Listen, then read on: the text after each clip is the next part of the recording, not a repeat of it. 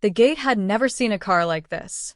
Wrought iron curled overhead like something out of a fairy tale, framing a driveway of pale gravel that crunched beneath tires worth more than most people's homes. Rolls-Royces. A pristine vintage Aston Martin. A Bentley so black it seemed to drink the afternoon light. And then, sputtering past them all, came a 15-year-old sedan the color of rust and regret. The engine coughed once before dying, right there in front of the marble fountain, right there in front of everyone. For a moment, nothing moved. Then came the laughter. It started soft, a smirk from a valet who didn't know whether to open the door or call security. Then it spread, rippling through the crowd gathered on the veranda like wine through crystal. A woman in a champagne-colored gown pressed a manicured hand to her lips, not quite hiding her smile. A man in a tailored suit murmured something to his companion, and they both turned to look, unable to resist. The driver's door creaked open with a groan that seemed to apologize for itself. She stepped out slowly. Plain coat, flat shoes, a canvas bag slung over one shoulder, its strap frayed at the edge. She didn't rush. She didn't shrink either. "I think she's lost," someone said, not quietly enough. A young man near the entrance, golden hair, colder eyes, raised his glass in mock salute. "Careful, everyone. I think the help arrived early." Laughter again, sharper this time, like something meant to cut. She heard every word. Her jaw tightened, just slightly. But she didn't look away, and she didn't look down.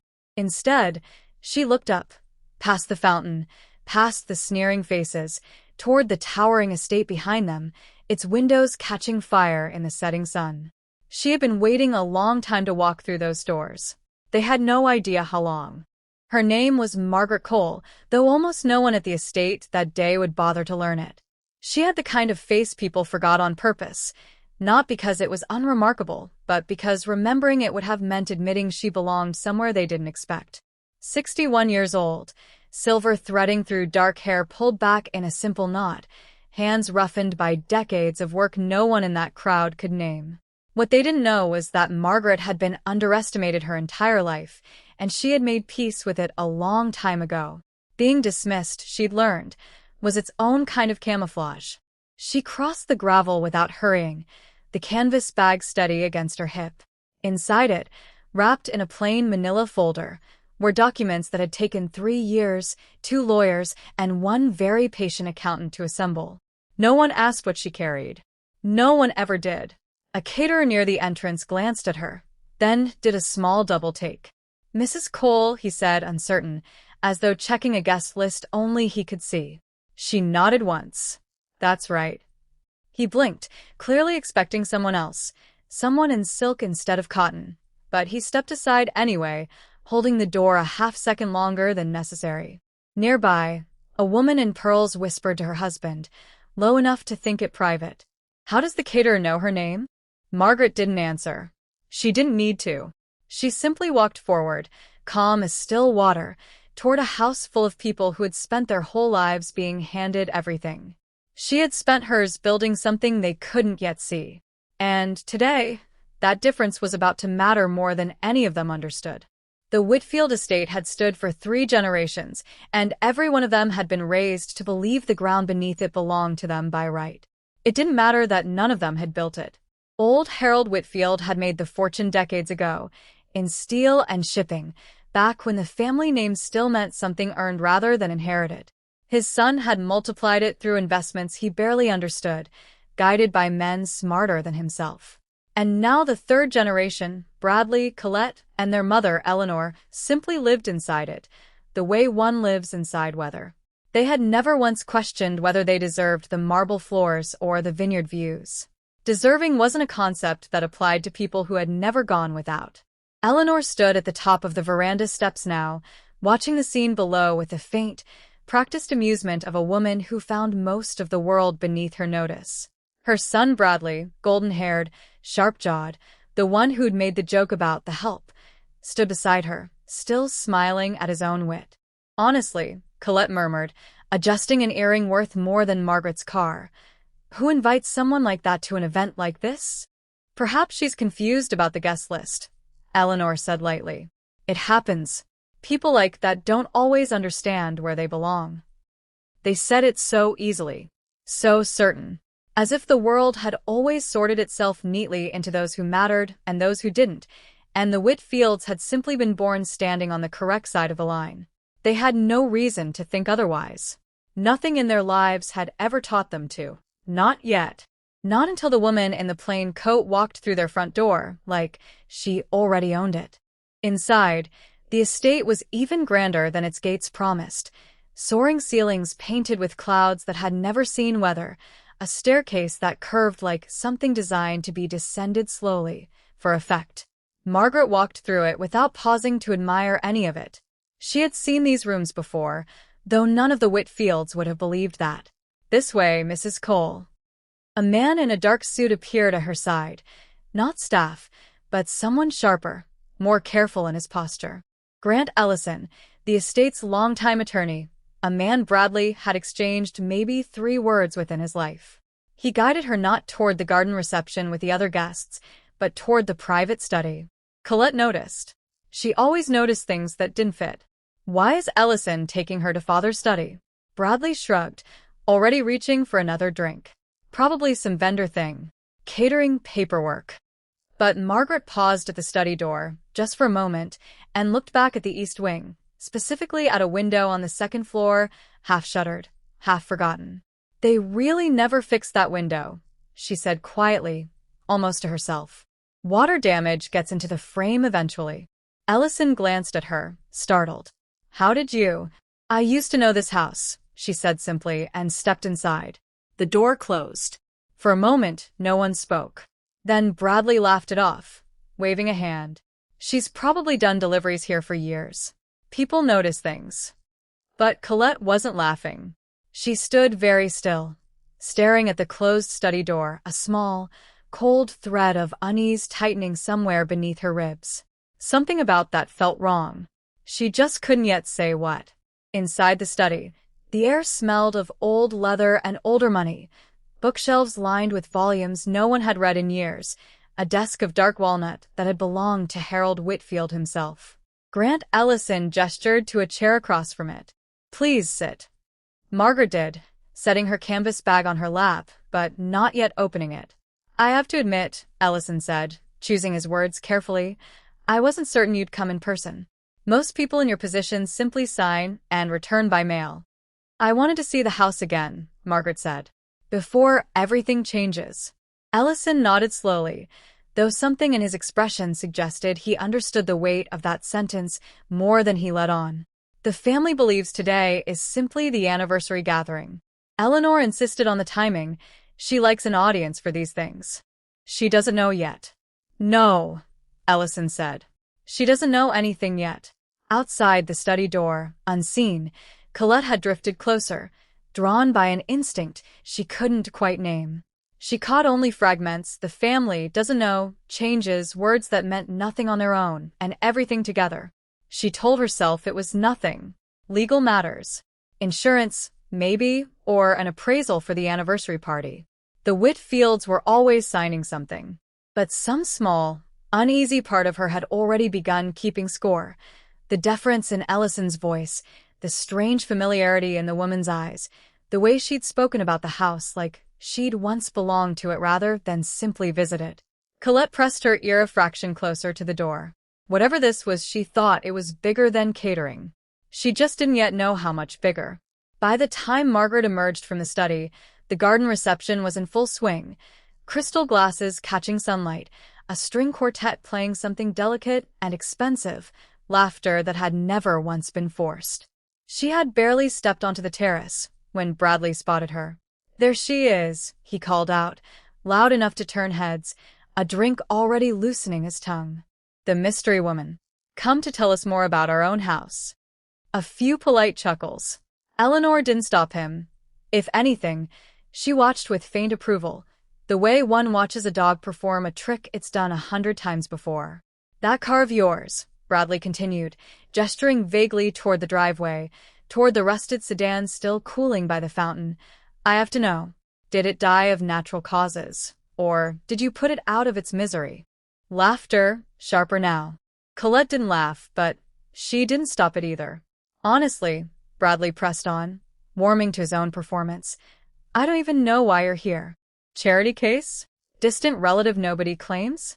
Because I promise you, whatever Ellison's paying you for whatever this is, he gestured lazily toward the study, it's not enough to buy a decent coat. The words landed exactly where they were aimed. A few guests winced. One woman looked away, uncomfortable. But most simply watched, waiting to see if Margaret would crumble, apologize, or flee. She did none of it. She simply looked at Bradley, steady, unblinking, almost gentle, the way one looks at a child who doesn't yet understand what he's about to lose. You're right, she said quietly. It's not much of a coat. She let the silence stretch a beat longer than comfortable. But it's paid for. Every stitch of it. Bradley opened his mouth to respond. Nothing came out. What none of the guests laughing on that terrace could see was the truth quietly rotting beneath the marble and the string quartet. The Whitfield fortune, once built on steel and shipping, had been bleeding for years.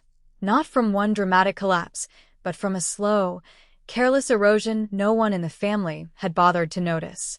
Bradley's investments, made with confidence and little else, had folded twice in the last 5 years. Colette's boutique, funded entirely by her mother, hadn't turned a profit since it opened. Eleanor herself signed whatever her accountants placed in front of her, trusting men who had long since stopped earning that trust. The estate's maintenance alone cost more each year than most people made in 5. The roof needed replacing. The east wing's water damage, the very thing Margaret had mentioned so casually, had been quietly spreading for over a decade, ignored because acknowledging it meant admitting money that should have been there simply wasn't. 3 months earlier, a letter had arrived from the bank. Eleanor had read the first paragraph, decided it was an error, and set it aside.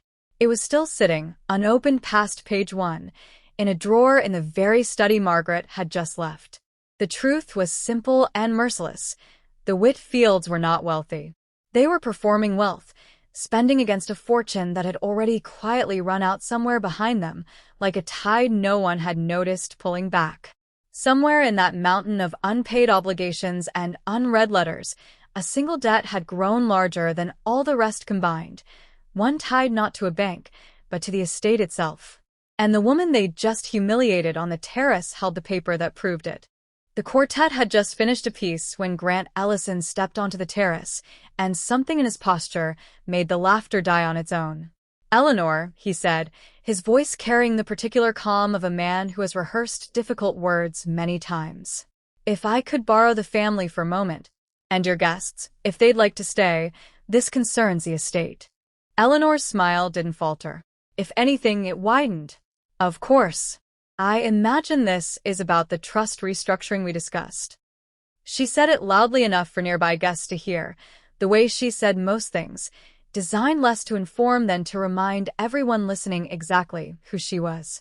Bradley straightened his jacket, already composing the version of this story he'd tell later. Colette said nothing, her earlier unease sharpening into something closer to dread, though she couldn't have explained why.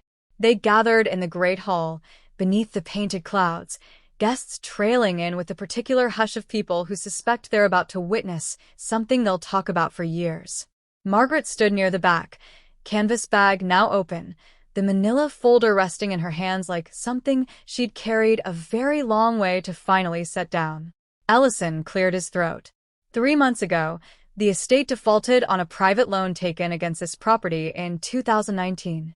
That loan, he continued, was recently purchased in full, along with the remaining debt on the estate itself.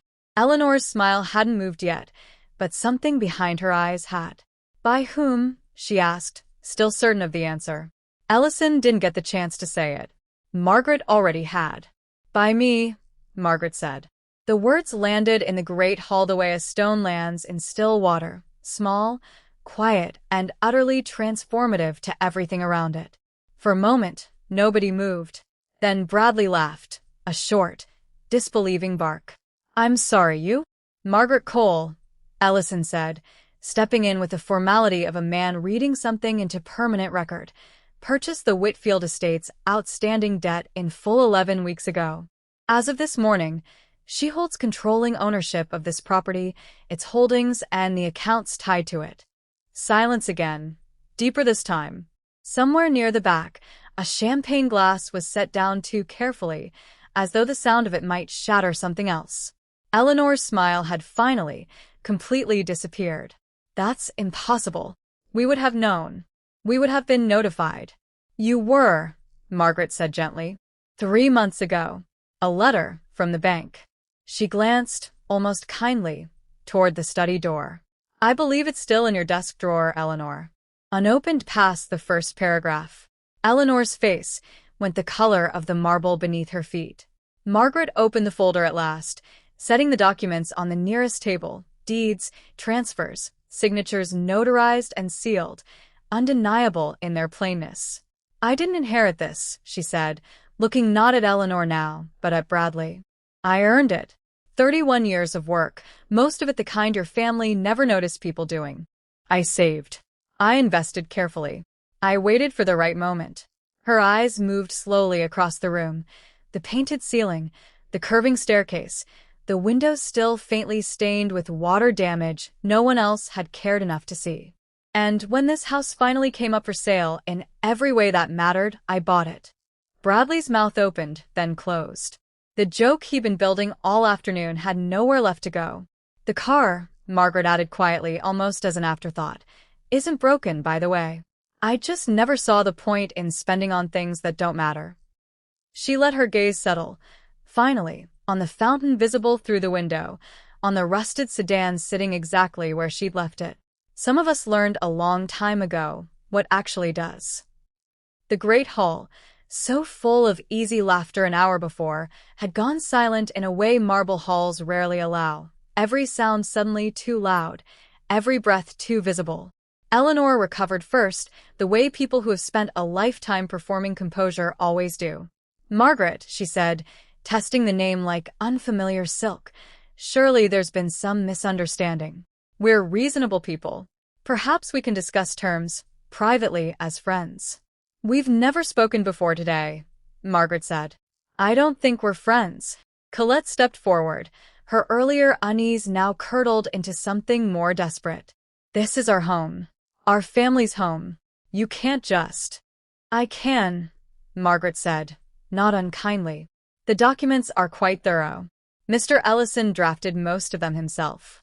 Ellison, to his credit, didn't flinch from the accusing glance Eleanor threw his way.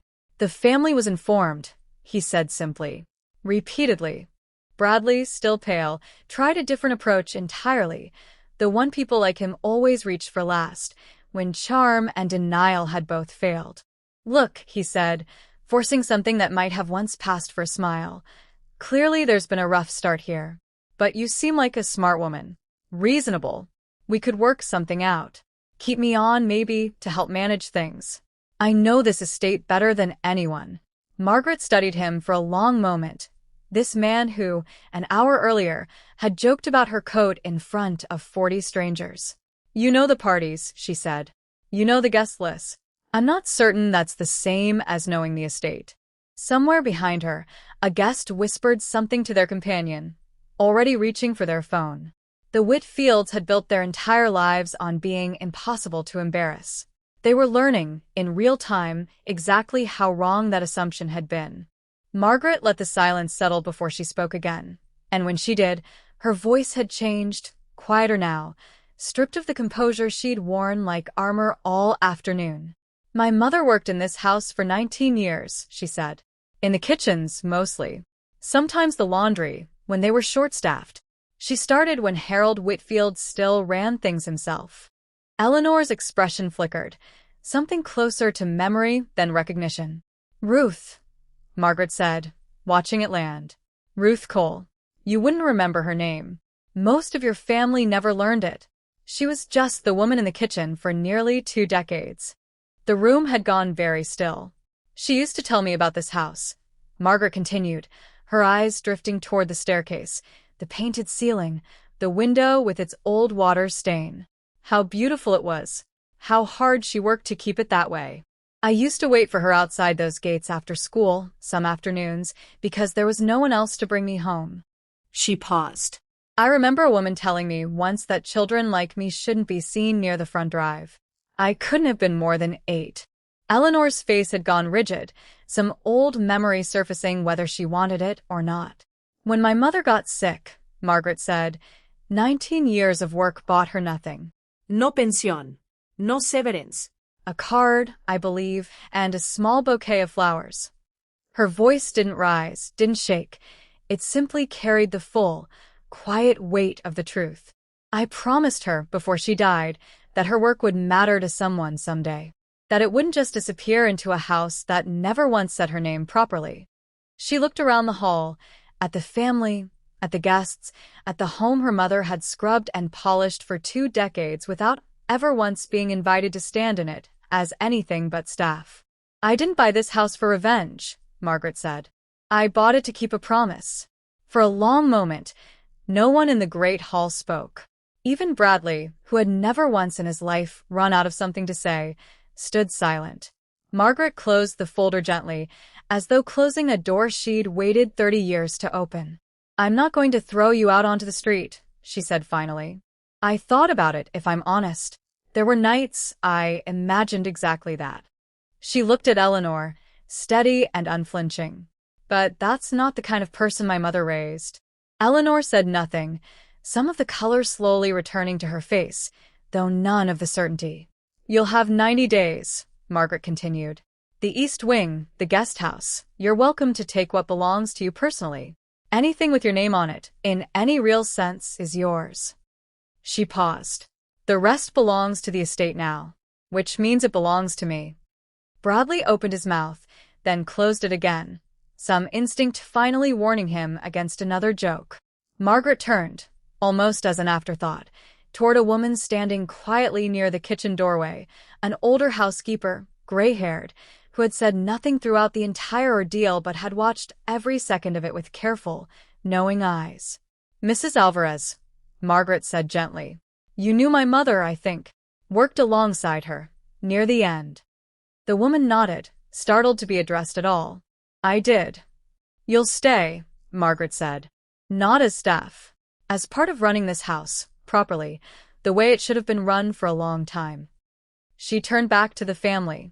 Some people deserve to be seen. It's a small thing to correct. It just took someone finally willing to do it. Eleanor's jaw tightened, but for the first time that afternoon, she said nothing at all. There was, finally, nothing left to say. 3 weeks later, the gravel driveway had gone quiet. The Rolls-Royces were gone.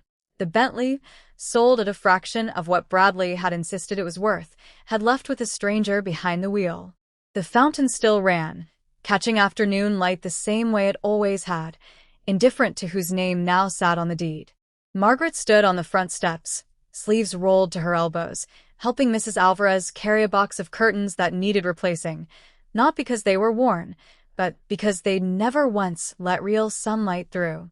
You could hire people for this, Mrs. Alvarez said, not for the first time, setting the box down with a soft laugh. I could, Margaret agreed. I will, for most of it, but some things I'd rather do myself.